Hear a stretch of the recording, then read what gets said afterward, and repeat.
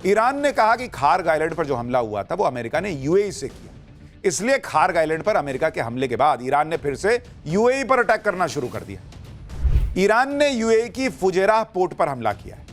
फुजेराह एक अहम oil export hub है। ईरान इसे लगातार टारगेट कर रहा है। शनिवार को भी जब ईरान ने इस पोर्ट पर हमला किया था तो भारत का जगलाट की शिप उस पोर्ट पर था और वहां ऑयल टर्मिनल से शिप पर क्रूड ऑयल लोड हो रहा था। राहत की बात यह रही कि इस हमले में किसी को कोई नुकसान नहीं। इसके अलावा कल रात भी ईरान ने दुबई एयरपोर्ट के पास हमला किया, जिसके बाद दुबई एयरपोर्ट के ऑपरेशन को रोक दिया गया था। देखिए कैसे धुआं निकल रहा है, जो तस्वीरें दुबई से आ रही। तो बेचारा यूएई फंस गया है क्योंकि अमेरिका वहां से अटैक करता है और ईरान चूंकि अमेरिका तक क्या ही मारेगा तो वो यूएई पर अटैक करता है कि तुम क्यों अपनी जमीन इस्तेमाल होने दे रहे हो। हालांकि इस बीच भी यूएई लगातार अपने लोगों के लिए काम कर रहा है। दुनिया भर में यूएई की हालांकि तारीफ हो रही है कि जिस तरीके से वहां पर हालात को संभालने का प्रयास हो रहा है, लेकिन ट्रंप के चक्कर में सब फंसे हुए हैं। इस तरह के हमले करके ईरान यह बता रहा है कि वो झुकने वाला नहीं है। युद्ध को नेक्स्ट लेवल पर ले जाना चाहते हो, वो भी जाने को तैयार है और इसलिए अब वो घातक मिसाइलें निकाल रहा है। ईरान ने युद्ध में पहली बार सेजल 2 मिसाइल का इस्तेमाल किया, जिसे डांसिंग मिसाइल कहा जाता है, नाचने वाली मिसाइल। पहले आप इस मिसाइल की एक झलक देखिए, फिर आपको बताता हूं कि यह कितनी खतरनाक मिसाइल है जो अमेरिका को नचा रही है।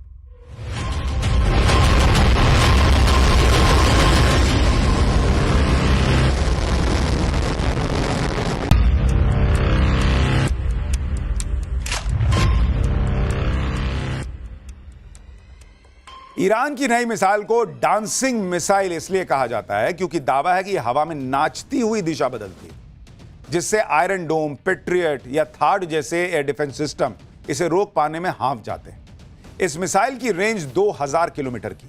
इसमें 700 से 1000 किलो तक का वॉरहेड लगाया जा सकता है।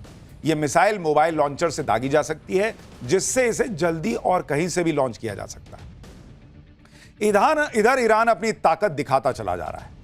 ईरान ताबड़तोड़ हमले कर रहा है, लेकिन उस पर भी ताबड़तोड़ हमले हो रहे हैं। अमेरिका और इजराइल के ईरान पर लगातार एयर स्ट्राइक की तस्वीरें आ रही हैं। जो एक और तस्वीर है, देखिए।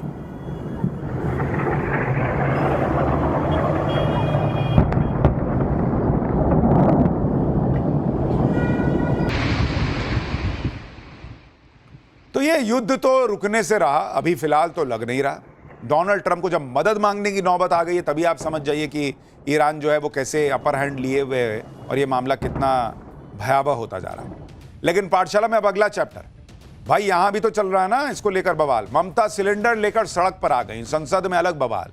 पीएम मोदी के सामने सिलेंडर वाला महा चैलेंज कैसे खड़ा हुआ। सिलेंडर की गजब जमाखोरी, ताबड़तोड़ एक्शन, लेकिन पब्लिक को कितनी राहत मिल रही है, ग्राउंड रिपोर्ट क्या बता रही। सिलेंडर के बाद अब बढ़ने लगी महंगाई। ईरान अमेरिका युद्ध नहीं रुका तो क्या गजब होने वाला है। और बंगाल चुनाव में ममता ने सिलेंडर को बड़ा मुद्दा बना दिया। अब बीजेपी क्या कर पाएगी, क्या जवाब दे पाएगी, अब इसका चैप्टर। ईरान और अमेरिका आपस में लड़ रहे हैं, पीस दुनिया रही है। जिन देशों में तेल गैस की सप्लाई बाहर से होती है वो सब फंसे हुए हैं। और हमारे सामने तो बहुत बड़ा चैलेंज आ गया, क्योंकि एलपीजी को लेकर ऐसा कोहराम मचा कि सड़क से लेकर संसद तक बवाल होने लगा। राजनीति में अब भी एलपीजी को लेकर गजब घमासान मचा हुआ है। संसद में वो बवाल हो रहा है जो आपने पहले नहीं देखा होगा। ममता बनर्जी तो सिलेंडर लेकर सड़क पर आ गई। आज बंगाल में कल ही चुनाव का ऐलान हुआ है और आज ही गैस सिलेंडर का मुद्दा ममता बनर्जी ने उठाकर सड़कों पर गदर मचा दिया। आप देखिए महिलाओं के साथ वो आ गई कि सिलेंडर कहां है भैया, बताओ मोदी जी। इस राजनीति के बारे में आपको बताऊंगा, ये भी बताऊंगा कि अब एलपीजी को लेकर स्थिति क्या है, क्या हालात अब सुधरने की उम्मीद दिख रही है। अब सरकार वही कह रही है जो हमने पाठशाला में डे 1 पर कहा था। क्या कहा था आपको बताऊंगा। आपको ग्राउंड रिपोर्ट्स दिखाऊंगा, एलपीजी क्राइसिस को लेकर सिलेंडर की गजब जमाखोरी और कालाबाजारी कैसे चल रही है वो भी दिखाऊंगा। इतने सिलेंडर पकड़े जा रहे हैं, सरकार की तरफ से क्या ताबड़तोड़ एक्शन हो रहा है, पब्लिक को राहत मिल रही है नहीं मिल रही है, संकट कितना बड़ा होने वाला है, क्या महंगाई बहुत बढ़ने वाली है, ईरान अमेरिका युद्ध नहीं रुका तो क्या क्या गजब आफत आने वाली है। सबका चैप्टर खोलूं उससे पहले एक झलक देखिए।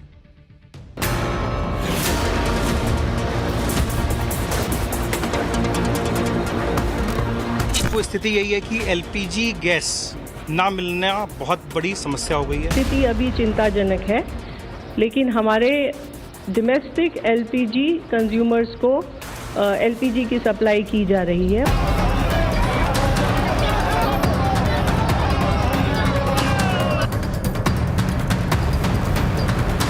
घरों में लोग परेशान, छोटे छोटे ढाबे वाले, रेस्टोरेंट्स, हॉस्टल्स, सब पर असर गिर रहा है। कालाबाजारी कर रही है सरकार और सरकार में मिले हुए लोग।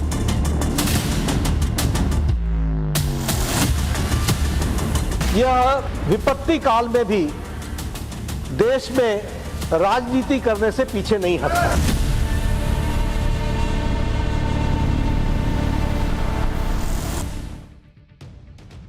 एलपीजी पर मचे घमासान के बीच राजनीति में कैसे गदर मचा हुआ है, पहले वो देखिए। आज भी एलपीजी के मुद्दे पर कांग्रेस और इंडी वालों ने संसद भवन के बाहर, संसद के अंदर, सड़क पर इस मुद्दे को उठाया। संसद के बाहर मकर द्वार पर विपक्ष के सांसदों ने सिलेंडर के कटआउट लेकर प्रदर्शन किया। वहीं यूथ कांग्रेस के कार्यकर्ताओं ने रैली निकालकर संसद के घेराव की कोशिश की। बवाल बढ़ने पर पुलिस ने यूथ कांग्रेस के कार्यकर्ताओं को हिरासत में ले लिया। संसद के अंदर कांग्रेस अध्यक्ष मल्लिकार्जुन खड़गे ने एलपीजी संकट का मुद्दा उठाया। एक बार मल्लिकार्जुन खड़गे को सुनिए, फिर आपको बताता हूं कि अब सरकार इस पर क्या कह रही है। घरों में लोग परेशान, छोटे छोटे ढाबे वाले, रेस्टोरेंट्स, हॉस्टल्स, सब पर असर गिर रहा है। कम्युनिटी किचन्स से लेकर सभी रसोई तक बंद है। पर ही एमईसीएमबी और दूसरे कमर्शियल यूजर्स को भी एलपीजी सिलेंडर्स में मिलने की भारी दिक्कत हुई है। ये चिंता की बात है कि कई एस्टैब्लिशमेंट ने अपने ऑपरेशन सीमित बंद कर दिए हैं। लेकिन एलपीजी पर बवाल और हंगामे के लिए सरकार ने कांग्रेस और विपक्ष पर पलटवार कर दिया। सरकार कह रही है कि कांग्रेस और विपक्ष ऐसे वक्त में पॉलिटिक्स करने से बाज नहीं आ रहा, जब वैश्विक संकट का समय। एक बार सुनिए जेपी नड्डा क्या कह रहे हैं। मुझे दुख है कि हमारे विपक्ष, विशेष करके इंडियन नेशनल कांग्रेस, यह